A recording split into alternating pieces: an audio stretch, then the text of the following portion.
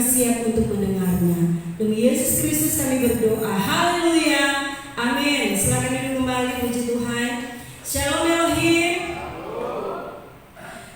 Baik, sukacita bagi kita semua siang hari ini yang hadir beribadah di minggu yang kelima.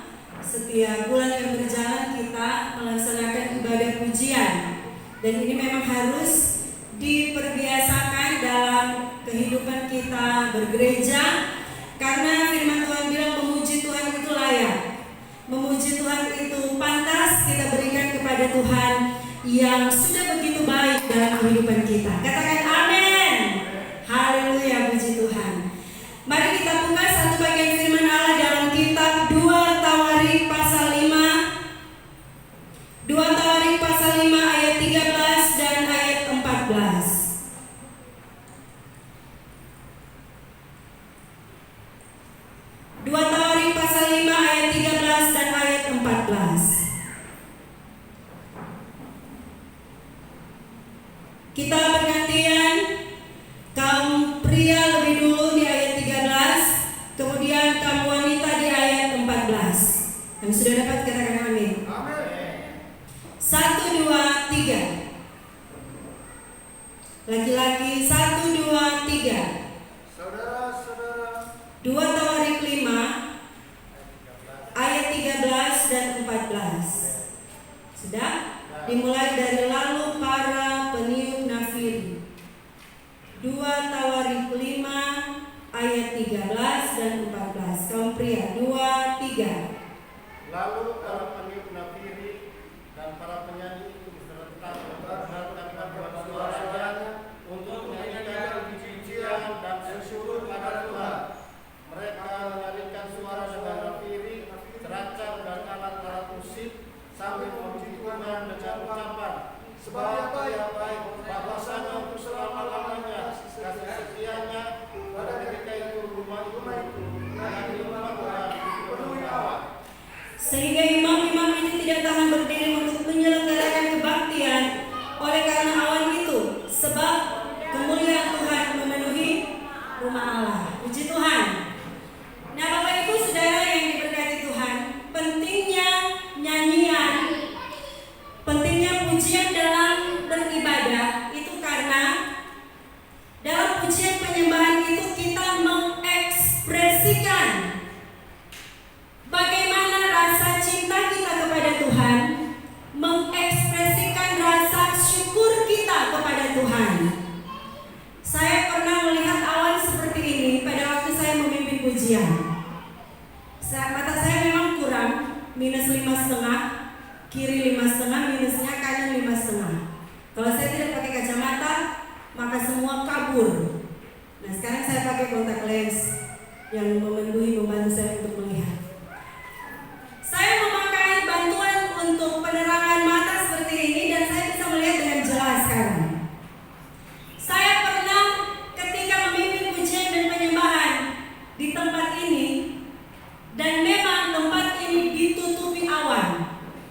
Saya sampai buka mata beberapa kali, saya pikir sepertinya kita lupa kita pakai kontak lens ini. Karena kalau mata minus, kelihatan semua berawan, memang berawan-awan.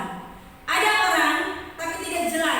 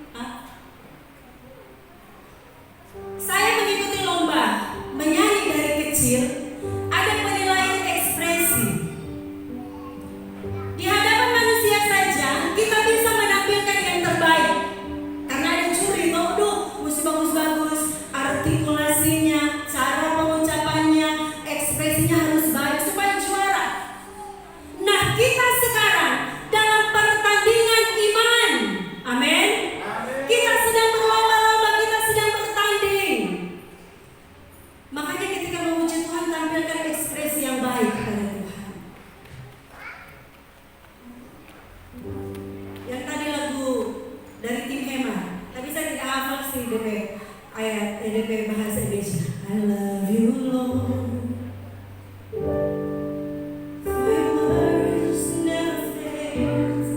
Nah, I love you Lord, berarti aku mencintai Tuhan. Berarti aku mencintai Tuhan, sikap kita, ekspresi kita itu seperti apa? Ya, ada yang I love you Lord-nya tapi seperti itu. I love you Lord. Aduh, udah nggak bisa anda ya. For your mercy never fail. Udah balas nih WA ini terus. All my days. Aduh, udah lama lagi, udah balik, lama sekali. Nah, ini yang disebut dengan kita harus memperbaiki pondok Daud. Amin. Kita harus memperbaiki sikap kita menyembah, sikap kita memuji. Banyak anak-anak muda saya lihat di TikTok lincahnya luar biasa. Dulu kita sampai bingung, wah lincah sekali mereka. Lompat kiri, lompat kanan, dipegangin. Waktu anak-anak muda TikTok-TikTokan saya pikir, kita bilang, kenapa sampai mau dipergerakan seragam? Kenapa bisa sama DP seragam? DP gerakan. Oh kak, kan ini ada DP penuntun. Ini harus angkat tangan, harus gini-gini, harus putar-putar. Karena saya sama sekali belum pernah coba yang aplikasi itu. Padahal maunya ingin buat untuk anak sekolah minggu. Tapi ini tuh beberapa tahun berlalu tidak jadi-jadi. Karena saya memang tidak tertarik dengan itu sebenarnya. Saya perlu butuh bantuan dari Kesia, Deborah untuk membuat ini terwujud. Buat konten untuk lagu-lagu sekolah minggu. Karena saya kan tidak terlalu suka di depan kamera, tidak terlalu suka otak-atik handphone, tidak terlalu suka. Jadi butuh bantuan dalam pelayanan sekolah minggu. Nah, sikap kita, ekspresi kita harus ada di hadapan Tuhan. Amin. Pujian dan penyembahan ini penting. Makanya dalam kitab 2 Tawarik 5 ayat 13 sampai 14. Saya punya tampilan di belakang tapi kabur saudara. Semoga minus saya tidak bertambah. Musik dan nyanyian adalah salah satu ekspresi dari pujian dan penyembahan yang paling dikenal dan disukai. Musik dan nyanyian adalah karya ciptaan surga yang indah dan Tuhan menyukai semuanya itu. Amin. Orang Kristen disebut agama yang bernyanyi. Karena sedikit-sedikit menyanyi, sedikit-sedikit menyanyi, sedikit-sedikit menyanyi. Mengapa itu penting? Mengapa memuji Tuhan itu dianggap layak? Memuji Tuhan itu wajib karena tadi ketika kita memuji Tuhan, ayat yang kita baca 2 Tawarik 5 ayat 13 sampai 14, awan kemuliaan Tuhan itu turun. Tujuan kita ibadah kan jumpa Tuhan, benar? Tujuan kita ibadah jumpa Tuhan, bukan fashion show di sini. Bukan cuma daftar hadir, daftar izin, daftar absen kepada gembala sidang pengurus saya hadir, tidak. Kita datang ibadah, kita mau jumpa Tuhan. Karena itu saudara, ibadah penyembahan yang benar kepada Allah itu berpusat kepada Kristus, yang artinya Kristosentris. Lawan katanya adalah egosentris. Artinya egosentris itu semua berpusat kepada diri. Tapi kalau Kristosentris adalah semua hal berpusat kepada Kristus. Itulah esensi dan keberadaan puji-pujian itu. Semua berpusat kepada Kristus. Ya, semua berpusat kepada Kristus. Ya, puji Tuhan. Orang yang menaikkan pujian, orang yang menaikkan penyembahan itu berpusat kepada Kristus. Engkau kudus. Pusatnya ke siapa? Tuhan. Bukan saya yang kudus, tidak. Saya kudus karena Tuhan menguduskan saya. Saya benar karena Tuhan membenarkan saya. Kalau benar kudus dari diri sendiri mustahil. Karena kita semua orang yang penuh dosa, penuh celah, pelanggaran. Jadi kita yang pujian, Engkau kudus ke Tuhan. Kudus, tiada yang seperti-Mu. Memang itu hati ekspresi. Hati itu amat Tuhan, tidak ada yang seperti Engkau. Itu pujian yang menarik kehadiran Tuhan. Saat puji-pujian berlangsung, jangan sibuk dengan keadaan apapun. Berdiri dengan tegak, pandang ke arah Tuhan, dan angkat tanganmu kemudian nyanyikan pujian. Ku angkat pujian bagi-Mu,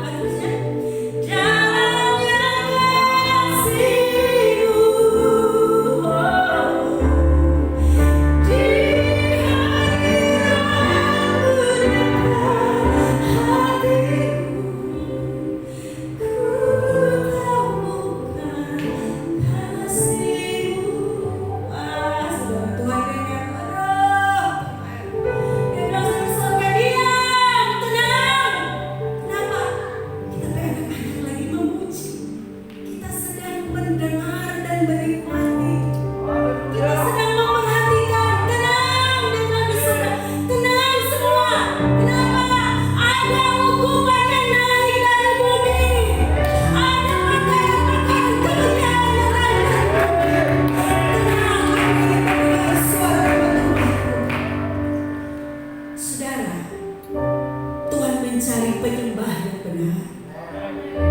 Bukan penyembahannya, saudara. Bisa dimengerti? Kalau penyembahannya, Tuhan akan nilai dari Tuhan cara menyembah. Tapi kalau bilang penyembah, itu orangnya. Kalau penyembahannya, itu suara nada yang kita keluarkan. Kalau Tuhan lihat dari penyembahannya, maka itu suara-suara fals. Ini ada Tuhan godengan. Itu suara-suara yang tidak sampai DP nada, suara-suara yang jelek orang bilang. Padahal sebenarnya tidak ada suara yang jelek, cuma bakat saja yang berbeda. Tuhan tidak akan dengar suara yang tidak baik, tidak enak di kuping. Tapi Tuhan menetapkan orang penyembahnya yang Tuhan lihat. Bukan nada-nadanya, bukan cara dia mengungkapkan seperti apa, tidak. Dirinya dulu, hatinya dulu. Amin. Hatinya dulu, apakah benar di hadapan Tuhan atau tidak. Nah, saudara yang diberkati Tuhan, definisi dari berbagai kamus puji-pujian itu artinya membanggakan, memberi tepuk tangan, memberikan rasa kagum atau senang terhadap, mengeluhkan dengan kata-kata atau nyanyian, membesarkan, memuliakan. Ini sikap yang harus kita punya saat memuji Tuhan. Sikap mengeluh-elukan. Kita akan merasa bahagia bila kita menyembah Dia. Berarti bahagianya ekspresinya gimana? Senyum.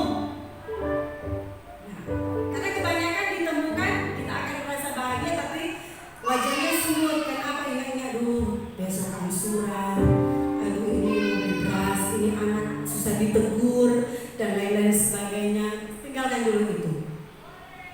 Ada orang yang bertanya kepada bapaknya, bukan ada anak bertanya bapaknya, buat apa berlapar-lapar puasa.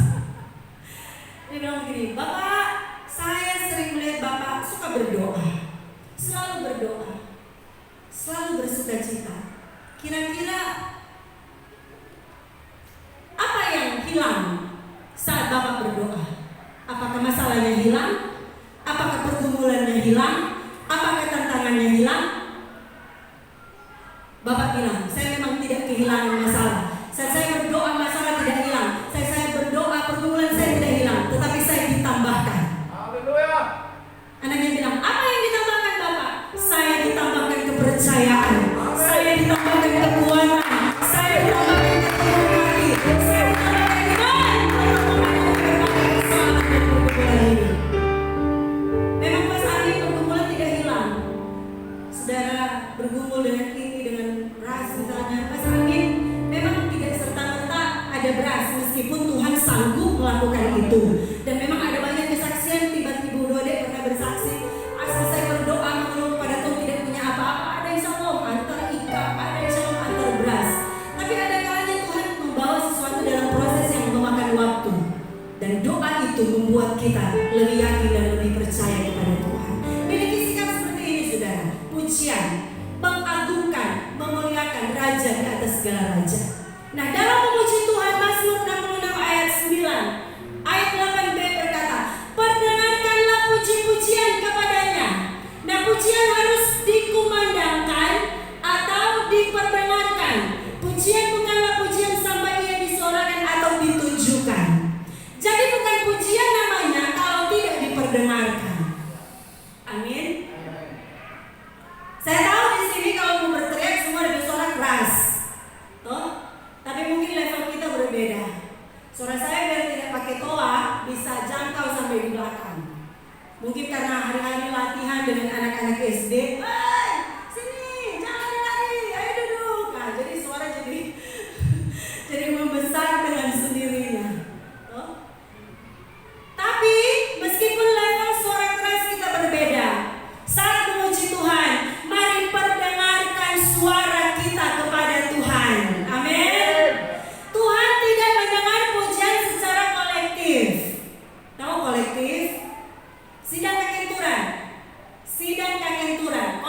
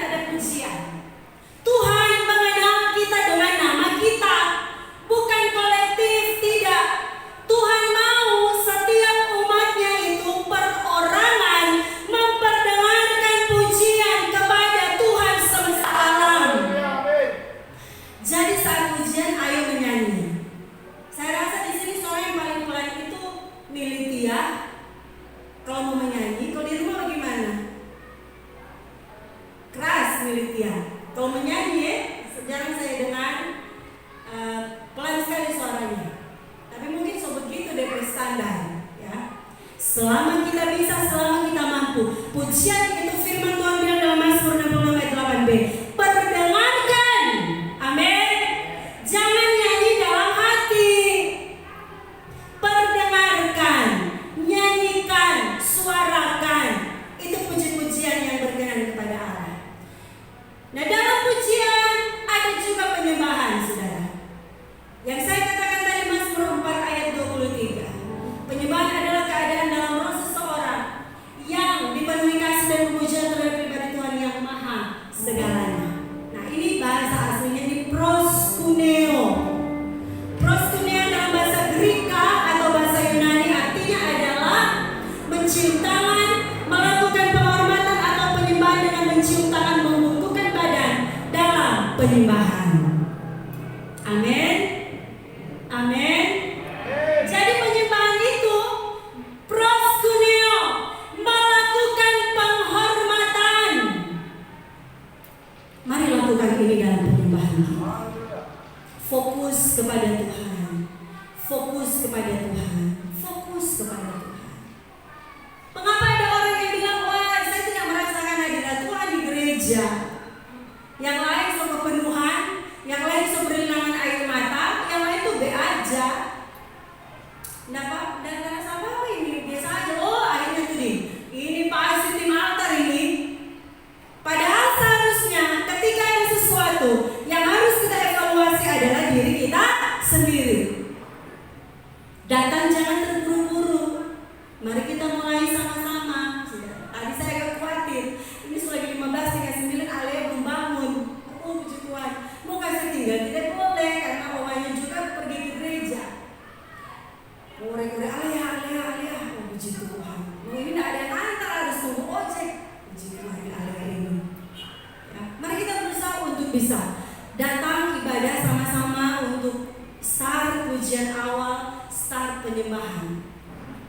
Dalam pelatihan musyawarah kami disarankan bahwa tim altar itu harus benar-benar mengenal liturgi dengan baik. Meskipun di gereja karismatik liturgi itu tidak ditetapkan seperti di gereja Protestan, gereja besar pada umumnya. Kita juga Protestan tapi karismatik. Mereka itu ada lagu pembukaan, ada lagu pengakuan dosa, ada lagu persembahan, ada lagu firman Tuhan, lagu setelah firman Tuhan, lagu penutup.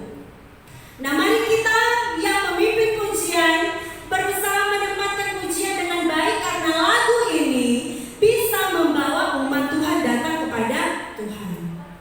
Kalau kita start dengan lagu penyembahan, jangan salah pilih lagu seperti lagu pemeteraian firman. Janjimu seperti fajar pagi hari. Oke, itu lagu slow. Tapi isinya bukan pengagungan. Itu cocoknya dibawakan setelah firman Tuhan dibacakan. Bisa dimengerti? Kita harus memperhatikan lirik dengan baik. Ku cinta kau lebih dari. Kalau pengakuan begini. Nyanyi dan bersoraklah, bawa jemaat Tuhan untuk angkat nyanyian pujian kepada Tuhan. Jadi harus benar-benar diwaspadai, diperhatikan baik-baik lagu penyembahan yang kita akan angkat kepada Tuhan. Perhatikan liriknya, lirik untuk mengajak orang menyembah Tuhan. Ku angkat hatiku saat ku sembah, ku puji Tuhan. Saya tahu di sini ada banyak tim memuji, hanya mengingatkan saja supaya pemilihan lagunya tepat. Jangan angkat lagu meskipun itu lagu rohani, tetapi ada kan lagu rohani untuk penguatan iman. Ada lagu rohani untuk menyatakan tentang kepercayaannya kepada Tuhan. Itu baik, tapi penempatannya harus di lagu menjelang firman atau lagu sesudah firman. Lagu di awal penyembahan itu isinya tentang ajakan untuk menyembah Tuhan. Ku sembah Kau Tuhan, ku sembah Kau Tuhan. Itu kan lagu mengajak jemaat untuk menyembah Tuhan. Biarlah setiap pemimpin pujian memperhatikan hal ini karena ini penting. Kita memuji Tuhan untuk menarik hadirat Allah turun atas kita. Ya. Tetapi sudah tiba saatnya dan sudah datang sekarang bahwa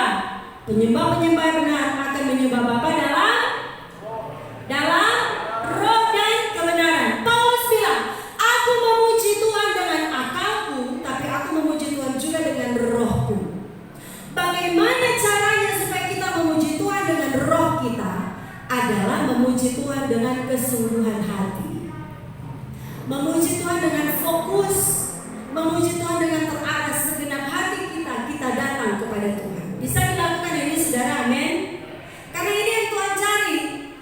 Kita datang gereja ada tujuan, menjadi penyembah yang benar.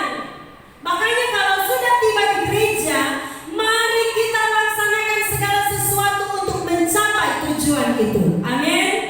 Berusaha. Bukan cuma kolektif, tapi semua, tiap-tiap orang. Nah, paradigma tentang ayat yang telah kita baca tentang penyembah yang benar adalah Tuhan tidak sekedar mencari penyembahan, tetapi Ia mencari siapa? Penyembahnya. Tuhan bukan mencari lagunya, tetapi mencari orangnya. Orangnya menyembah atau tidak, orangnya sungguh-sungguh atau tidak, orangnya datang kepada Tuhan dengan pengagungan atau tidak, itu yang dicari Tuhan.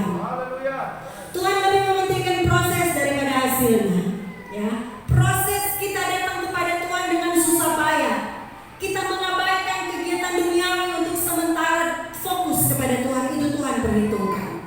Ada hubungan timbal balik antara penyembahan dan pribadi Allah saat proses itu terjadi.